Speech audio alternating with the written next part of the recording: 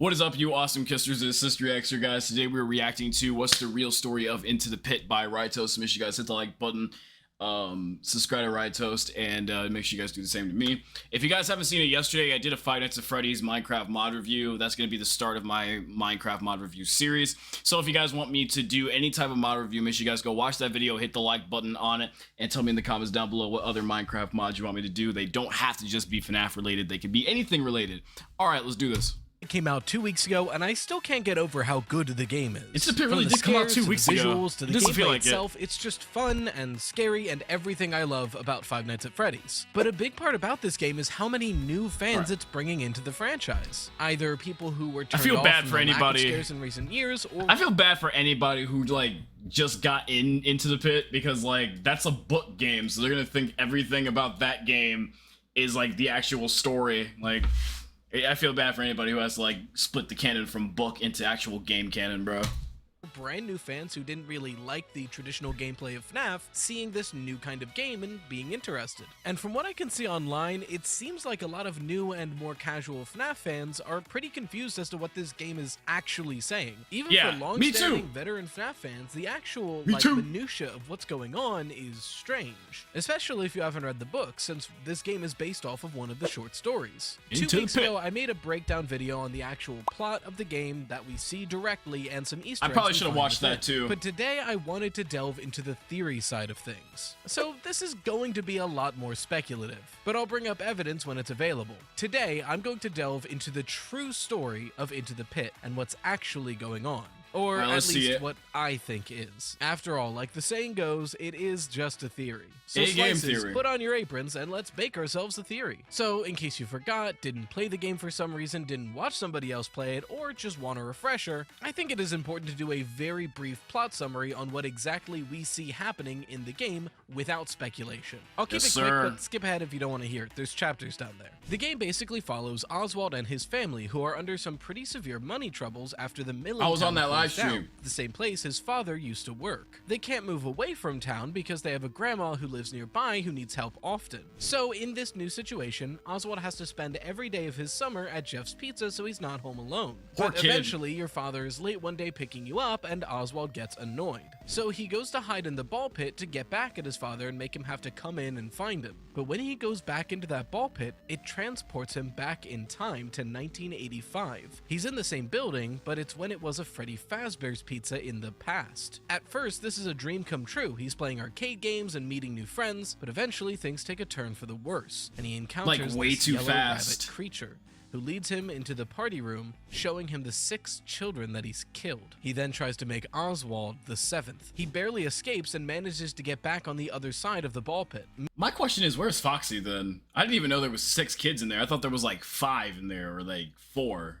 Meeting Jeff and his father, who then berates him for sneaking off. Jeff leaves, and before they can leave too, the yellow rabbit follows them through the ball pit, makes a grab, and gets Oswald's father, dragging him inside. Oswald pulls his father back out fairly quickly, but it's already too late. He comes back changed, with his eyes glowing and not speaking. By the car ride home, Oswald knows that his father has been replaced by the yellow rabbit, and that his actual father is still somewhere in the pit. So every night, Oswald sneaks out to return to that ball pit and look for his father. Each night, he finds another child who's trapped in that 1985's Freddy Fazbear's Bro was really about to kill 10 kids if Oswald wasn't there. That's crazy. In the safe room. They both make it out of the ball pit, and Oswald manages to fight off the yellow rabbit.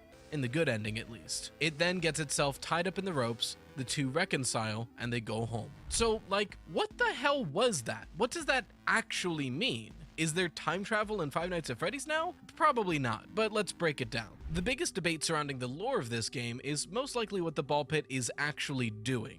Are we actually traveling through time or not? It's an important question to ask. On one hand, I mean, that's what it seems like, right? The game makes it seem like we're traveling through time. After all, we go into a ball pit and we come out at a different time period. Not to mention, the things we do in the past affect the present. In the past, the yellow rabbit knocks down and destroys these glass doors.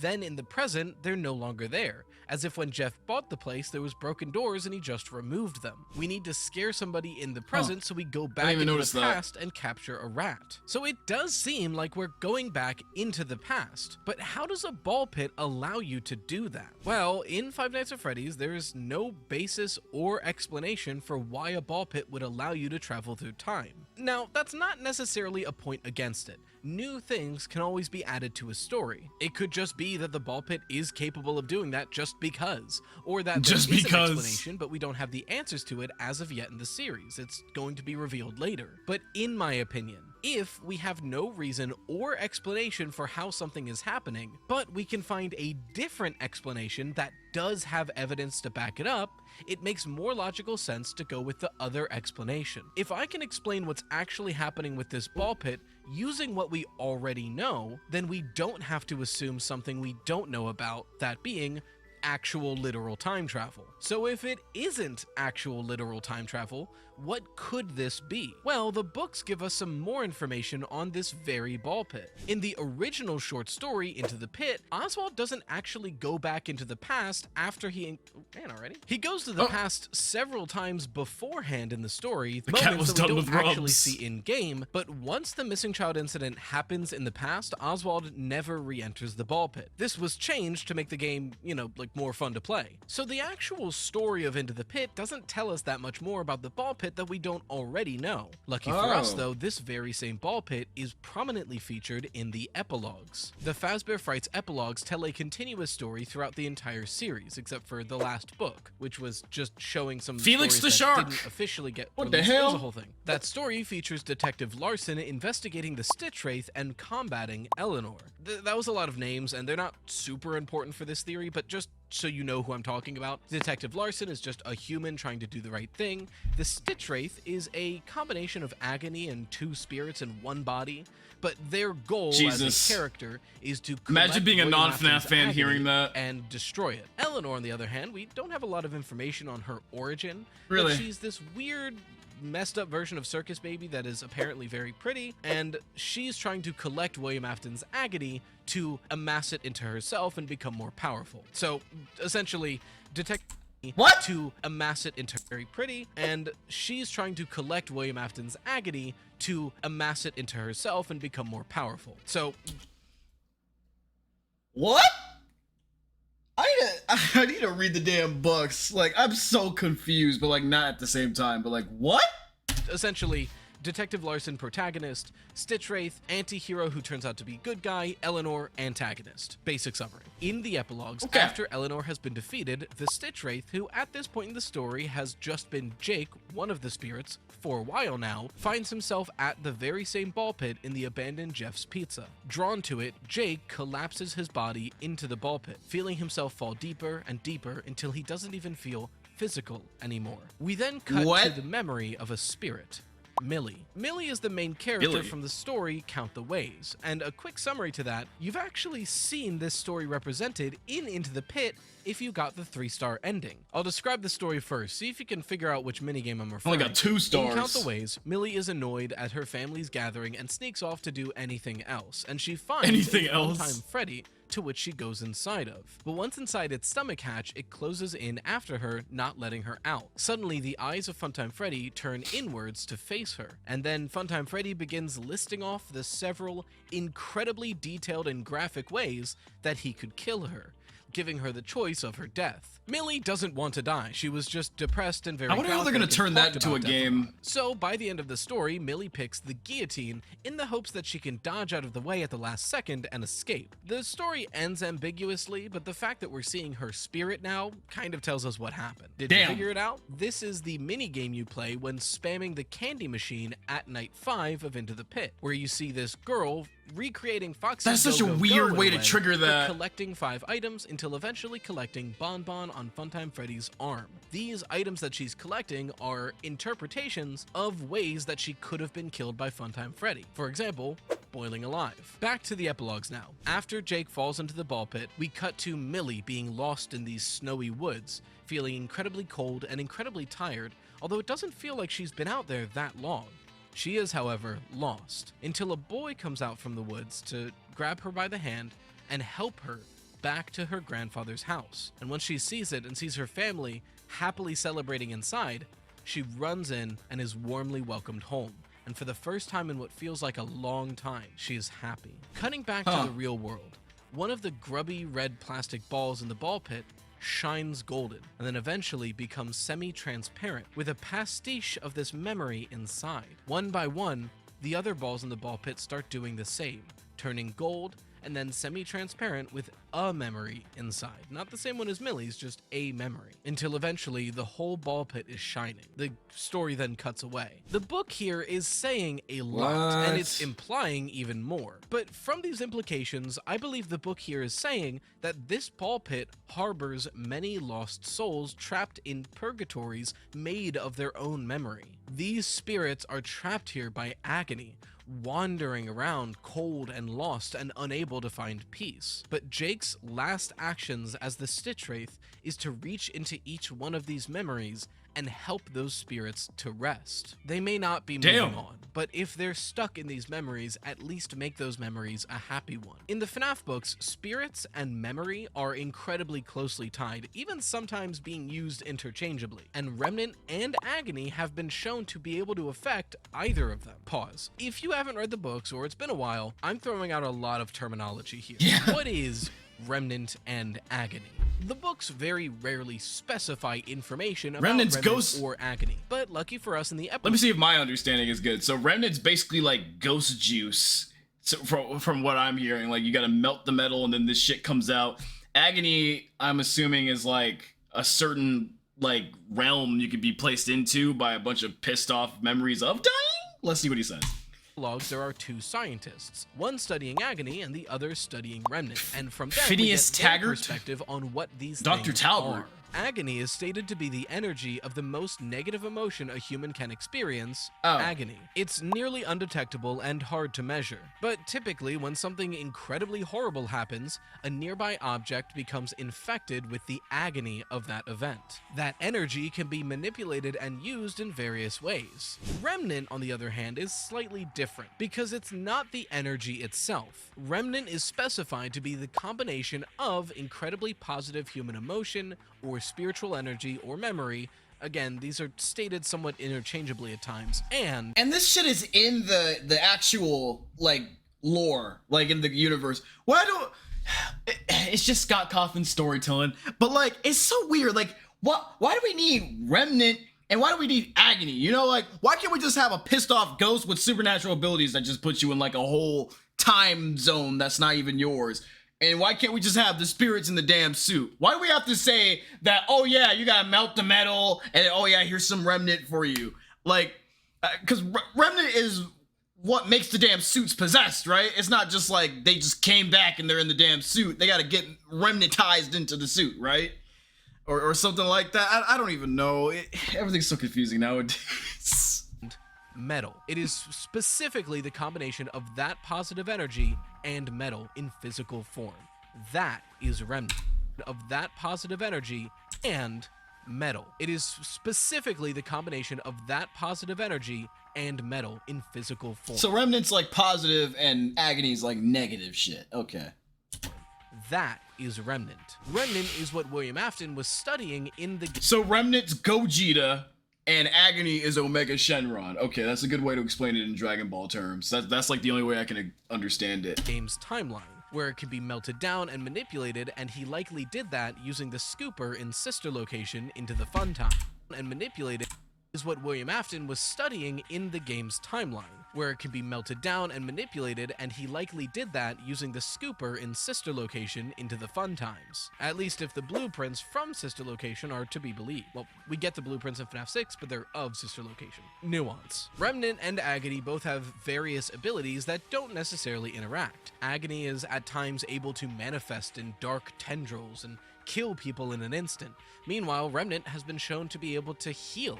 Even just scraping some Remnant off on someone in the hospital dramatically increases their health. But both Remnant and Agony can manipulate memory.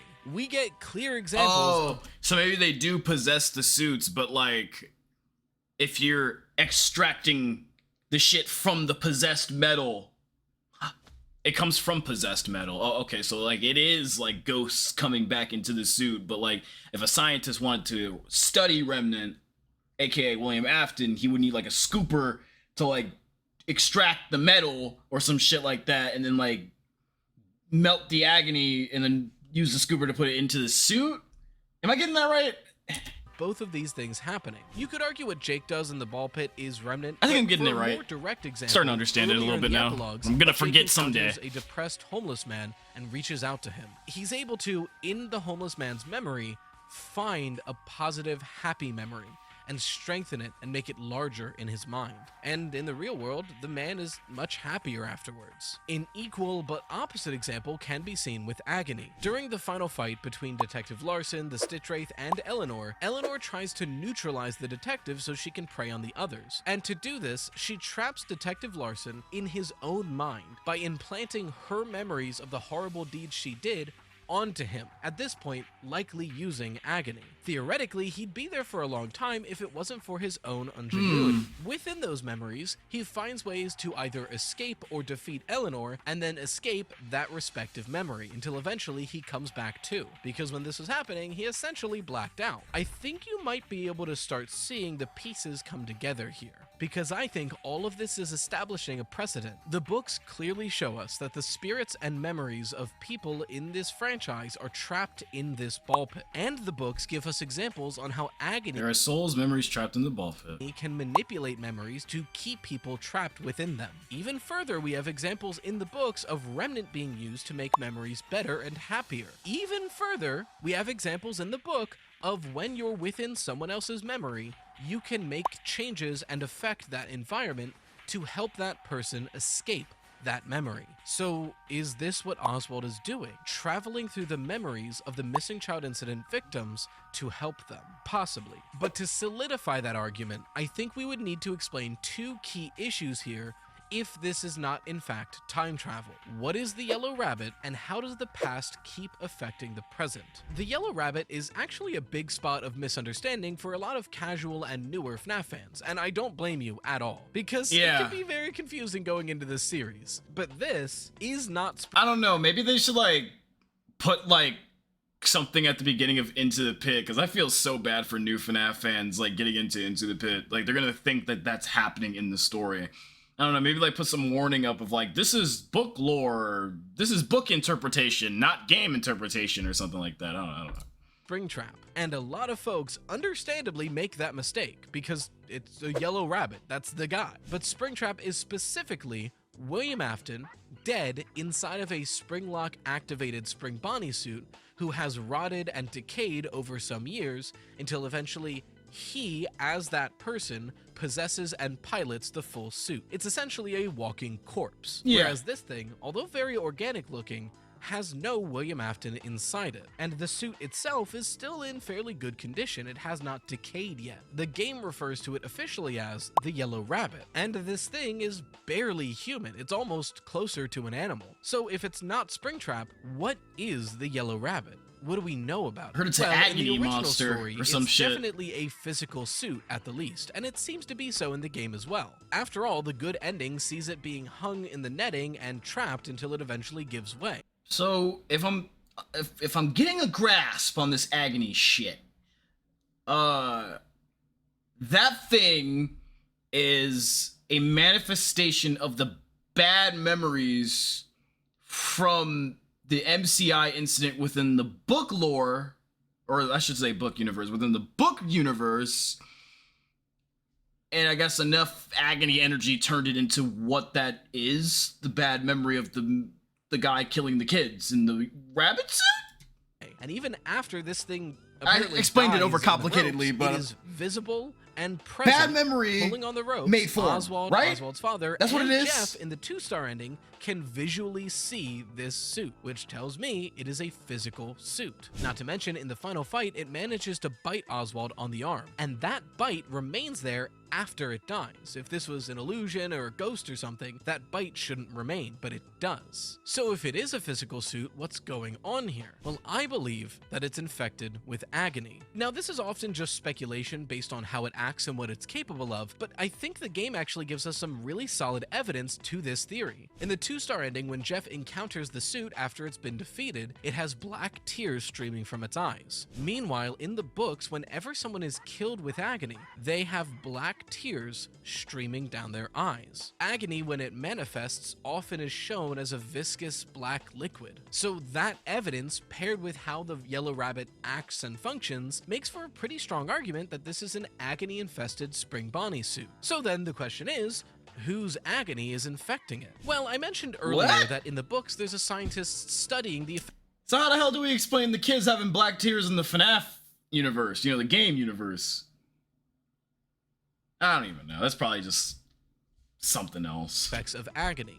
He learns that you can take agony from multiple sources and add it to one object. This is actually how he creates the CistReactZ. He lines up several objects that are less infected with agony to more infected, and he's created a machine that forces the agony from one object into another, something that it can do on its own, but he's speeding up that process until it's infected. Actually how he creates the CistReactZ. He lines up several objects that are less infected with agony to more infected, and he's created a machine that forces the agony from one object into another, something that it can do on its own, but he's speeding up that process until eventually all of the agony is collected into the body of the CistReactZ. So I think a similar thing is happening here. The books imply, and the scientist nearly directly states, that agony can be harvested, collected, amplified, and rally around a single consciousness. If this ball pit is filled with the agony of the victims of the missing child incident, that would likely coalesce into the suit that killed them. Not to mention, if all of them were killed by understand it then. wearing this suit,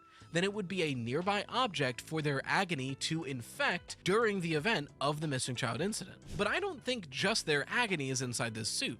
After all, it's acting a lot like William Afton. So is William Afton's agony in this suit as well? I believe so, but if that's true, am I saying that he died in the suit? Well, it doesn't appear so, at least not yet. When William Afton dies in the Springlock suit, his body is affixed to that thing. It's placed in the secret safe room. Okay, I got the color wrong. They're definitely gray tears. Okay, good. That every Freddy's has, and sealed away. But this suit is in generally pretty good condition, and I don't see any corpses inside of it, which leads me to believe that William Afton hasn't died in this suit, at least not yet. But if that's the case, why is William Afton's agony here? Well, truth be told, I don't have an amazing reason for that. Maybe he's just that evil, maybe he did something else to experience agony during it. I mean, in the Silver Eyes, William suffers a Springlock incident before he dies. He has scars all over his body. So maybe that's where his agony comes from. It's not clear. But for as little of a reason as I have a lot of evidence to suggest this is the case. For one thing, it's doing the things that William did, which would make sense if William's agony is piloting the creature. I also believe the reason it appears so monstrous and organic and scary is because this is how it looked like to the children just before they were killed. A monster. Not to mention, although this thing doesn't speak that often, it does speak. And when it does, it sounds very William. It may have been hard to hear some of the lines in game, but if you go— Okay, and shoutouts to DJ Sturf for this part of the video. I have never, throughout the entirety of my Into the Pit Let's Play, and I'm gonna expose myself here, I have never, in the entirety of my Into the Pit Let's Play, heard that motherfucker talk. I wouldn't even know that motherfucker could talk if it wasn't for DJ Sturf, like, saying the lines in the chat. Apparently it says I'm still here in Afton shit, basically. I had my game audio down the whole time, like, in my headphones. Like, I leave the audio up for y'all so y'all can get scared, but loud noises, they tend to piss me off and scare me at the same time. I don't know if that's, like, something I need to get checked out with, but loud noises do piss me off. But, yeah. So that's why I turned my game down. So, yeah, I did not, my shit was not loud enough to hear Afton talk, because jump scares are too loud for me. Go through the files, they're labeled, and scary. You can see them right here. And this is very William. Come on, let's have some fun. Don't make things harder for us. Oh, hell nah. If I don't get you now, I always come back. I heard the ground noises sometimes. I will make you suffer just like I did? Huh? I will make you suffer just like I did. Oh, just like I did. Like, I guess, like, in the suit. I don't know. I guess maybe that's evidence that he died in the suit, maybe. I don't know. I'll make good use of you. The fuck does that mean? Nah, that thing is William Afton. I'll make good use of you. That's like some bro's threatening to take your damn remnant. Maniac laugh. I might have heard that too. Like I've heard it make noises, but I haven't heard it talk. No more games. Locking in. There's no point in hiding. You'll fit in right with the others. And there's another one down there too, probably. William. And finally, the photo that gives you the good ending in this game. It's a photo of William and Henry, and for some reason, even in the middle of combat, this photo is so important to the yellow rabbit that it stops what it's doing, looks at it, and freaks out for a moment, as if that memory triggered something deep inside of it. So that, to me, says it's either William or Henry. And I don't think it's Henry. That ain't no damn Henry. Real world. I've got a pretty big announcement to make, so technically, it doesn't go live until next week, but the page is up, so I want to announce it right now. Oh. A lot of you have been asking for some more, like a you know what? Whatever RYETOAST is talking about. Wait, what's he talking about? Merchandise thing or a plushie thing for the channel, and in my description, go time that I 30th that Friday. Oh, okay. So, okay, RYETOAST apparently has like a makeshift doll. So make sure you guys go check out that link on the bottom of the screen right there. Go check it out. I like RYETOAST. He took time in the middle of my Into the Pit stream to teach me about this lore that I completely forgot. So yeah, make sure y'all go check out RYETOAST. We love RYETOAST. Go support him. Make sure he can keep his lights on for next month, bro. Support the man. He makes all these high quality FNAF theories for y'all. Y'all better keep his lights on and feed him, bro. The website, you can, in my eyes, that this suit is infested with the agony of the missing child incident victims and controlled by the agony of William Afton. So then the question becomes, if it's just a physical suit infected with agony, how does it replace our father and make everyone else see it as human? Well, I don't think it actually does. Something to keep in mind is that the only humans we ever see enter this ball pit are Oswald and his father. Agony can do a lot of things, and it's even speculated that agony can change the appearance of someone. Eleanor does this in the books, although it is implied that the reason she's able to do that is the Remnant Locket. It's never... The Remnant Locket? What Remnant and Agony can do in these books is a lot of people that do these things... Damn, is she immortal too? Bro, she got Remnant and Agony? Both Remnant and Agony. So it's hard to describe what does what. But even if Agony is able to change your appearance, it changes it for everybody. Eleanor looks that way for everybody. So it seems like Agony can only affect things that it has already come into contact with. Or in other words, if I am a creature infested with agony, I may be able to change my appearance, but everyone would see me in that new way. Or if I touch someone, I can make them see something, but only the person I've touched. So, in Into the Pit, if everyone sees Oswald's father as Oswald's father, except for Oswald, who sees the yellow rabbit, what seems more likely? The yellow rabbit is able to, at range, make everybody else see it as a human, using agony, but for whatever reason, it makes Oswald specifically see it as the yellow rabbit? Or the thing that leaves the ball pit and drives Oswald home is Oswald's father, physically. And everyone else who has not been infected with this agony sees Oswald's father physically. But due to being exposed to the agony that him and his father have just been, Oswald sees the yellow rabbit, the real consciousness behind his father's actions. I think that second option is more likely. But if that's true, then we would probably need evidence that Oswald is seeing things that aren't really there. But does that happen in the game? A lot, yeah. Bro was getting bullied by endoskeletons. Yeah, right here. Or the next scene.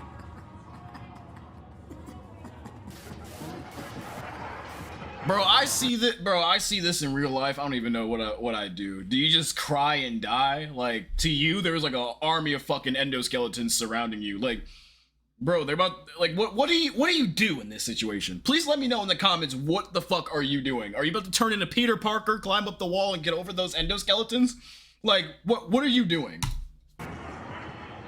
So yeah, as always, we cannot trust the point of view of our main character in a FNAF game, because they might not be seeing what's actually there. If agony is affecting Oswald's vision in these moments, who's to say it's not happening elsewhere? Like when the past is affecting the present. Sure, in the past the yellow rabbit destroys these doors, and in the present they're no longer there. But is that really the case, or is this another hallucination? I can't believe I didn't notice that, man.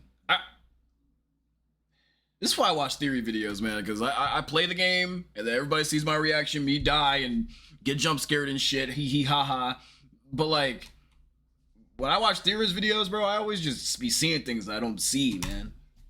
Due to Oswald's exposure to agony, just like the yellow rabbit in his home. I think it is. So we've been prepping these ingredients and mixing them together, but I think it's time to put it into the oven and see what kind of horrors rise. This, in my theory and opinion, is the true, full story of what's actually happening in Into the Pit. In 1985, 6 children were killed by William Afton wearing the Spring Bonnie suit, and for some reason after doing this, he hides the physical suit in the ball pit before fleeing the scene. When Fazbear gets there and sees this gruesome sight, they wall off the party room, pretending that as though it never happened, and try to sell the place as fast as possible. Those spirits, however, know that it happened, and they are trapped there, their agony preventing their spirits from moving on, keeping them stuck in an endless purgatory of their memory of that day, the best and worst day of their life, endlessly repeating. Looking for the cause of this, the agony attached to that physical Spring Bonnie suit seeps out and affects the rest of the ball pit, and over time the entire ball pit is infected